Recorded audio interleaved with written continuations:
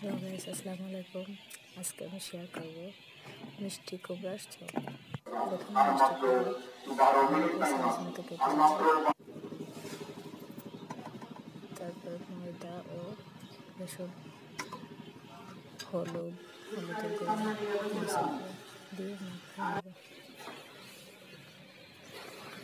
তারপর একটা একটা করে মাখিয়ে তেল গরম হলে তেলের উপর দেব।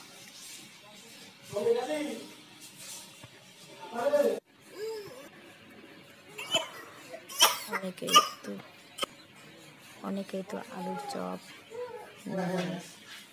বেগুনের চপ, পেঁয়াজি বিভিন্ন ধরনের চপ বানাই, পাকোড়া বানাই। আজকে আমি দেখি ফার্স্ট টাইম ট্রাই করে দেখলাম যে কেমন হয় মিষ্টি কুমড়ার চপ। মিষ্টি কুমড়া আমি দেখি কেমন হয়।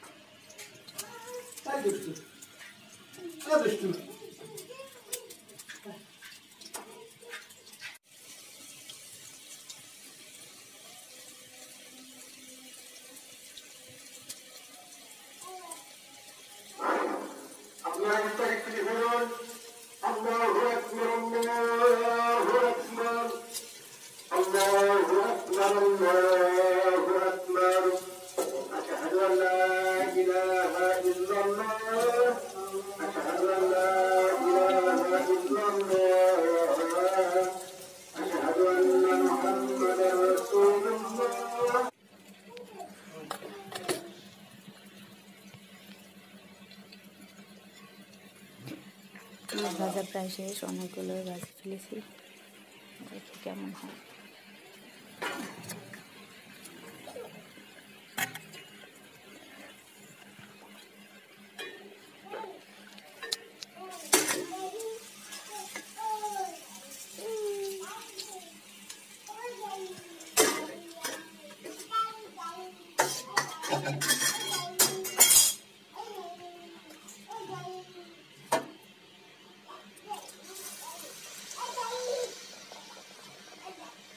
আমার ভাজা প্রায় হয়ে গেছে, আবার একটু বাকি আছে।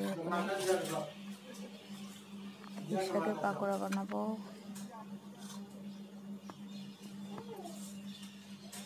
তো এর সাথে পাকোড়া